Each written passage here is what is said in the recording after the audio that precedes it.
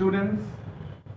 Here we are with the third episode of chapter 2, Animal Life.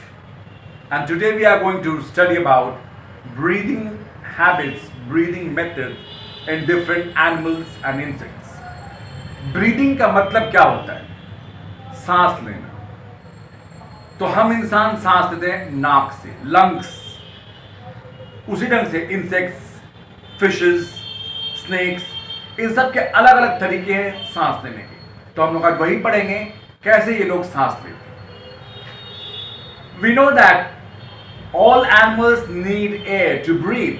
सभी जानवरों को हवा की जरूरत है, ऑक्सीजन की जरूरत होती है. They take in oxygen and give out carbon dioxide. Different animals have different organs for breathing. अलग अलग जानवर में अलग अलग तरीके से ऑर्गन्स अलग अलग होते हैं जिससे वो सांस लेते हैं. Birds, reptiles and mammals breathe through their lungs.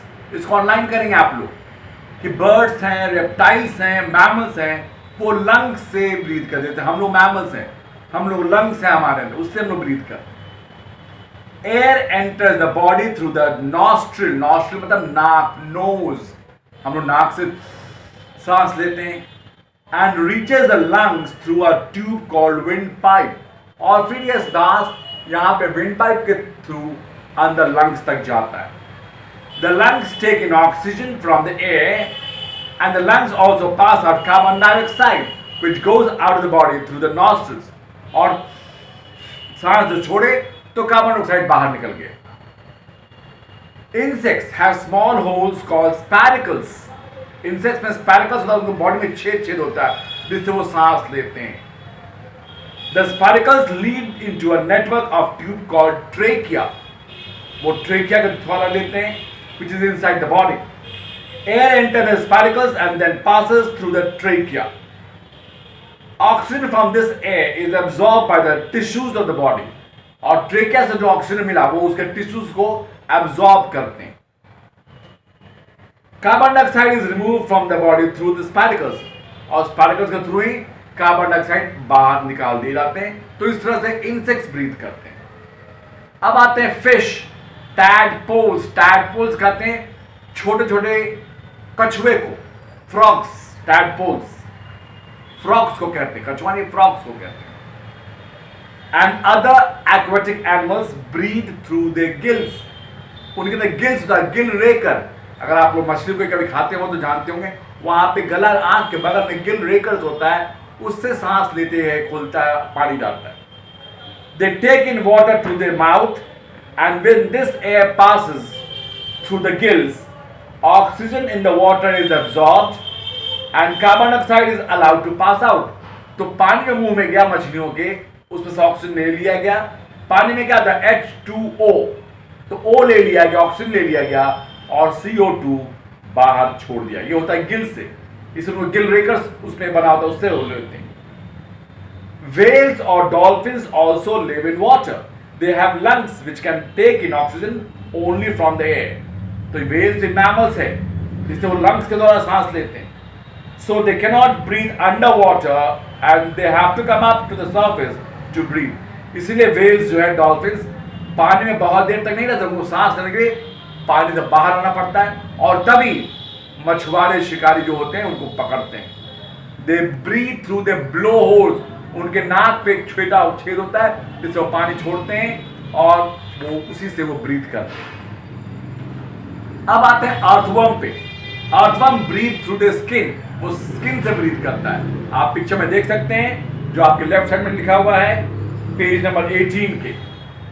Frogs breathe through the skin when they are in water.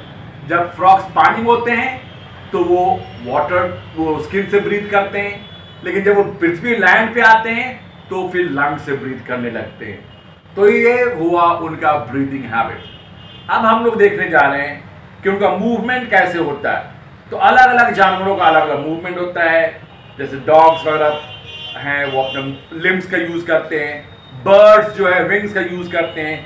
Snacks scales का यूज करते हैं.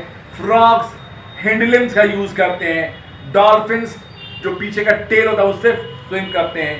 तो इस ढंग से अलग अलग जानवर अलग अलग तरीके से मूवमेंट करता है। अब फाइनल हम लोग पहुंच गए माइग्रेशन। माइग्रेशन का मतलब होता है एक जगह से दूसरी जगह जाना, और ये it is a periodic movement, मतलब हर साल होता है। And birds from one place to another back to their original homes due to shortage of food, cold weather और टू ब्रीड। खाने की कमी, ठंडा ज्यादा या गर्म ज्यादा, या ब्रीड जन्म देना है बच्चों को, तो वो अपना जगह बदलते हैं। जैसे एग्जाम्पल है, 3 एग्जाम्पल पढ़ रहे हैं हम लोग। द साइबेरियन क्रेन, आप देख सकते हैं पिक्चर में on page number 19, flies thousands of kilometers from Siberia to reach India in summer and go back in winter. वो समर में आता है और विंटर में जाता है। The eel दूसरा है, is the best known migratory fish, और it spends its life in fresh water until adulthood and then travels to Sargasso Sea in North Atlantic. तो ईल भी जो है वो माइग्रेट करता है सारगासो सी में, जो नॉर्थ अटलांटिक में है, वहां ब्रीड करने के लिए, बच्चों को जन्म देने के लिए। उसके बाद है लोकस्ट। अभी आप पढ़ रहे होंगे अखबारों में, न्यूज में, टिड्डियों का हमला, वही टिड्डी को लोकस्ट कहते हैं। They are destructive migratory insects, वो इंसेक्ट्स हैं। They migrate in swarm, swarm means group, group में वो माइग्रेट करते हैं इन सर्च ऑफ फूड। आपने न्यूज में देखा होगा कि पूरा खेत का खेत, पूरा इलाका खा के खत्म कर दिए। So they eat and destroy the standing crops. फिर है the Arctic term, which travels 17,000 kilometers every year from Arctic, ऊपर Arctic है, to the Atlantic in winter, and it goes back in summer.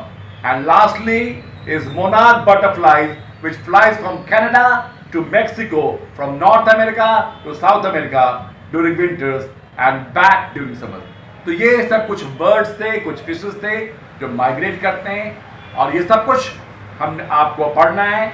जो भी क्वेश्चंस है उसमें fill in the blanks बना के रेडी रखेंगे। क्वेश्चंस हमने आपको दे रखा है, सेकंड एपिसोड में भी मिला हुआ है, आप उसको पढ़ेंगे और सबको सॉल्व करके रेडी रखेंगे। That's all for today, thank you.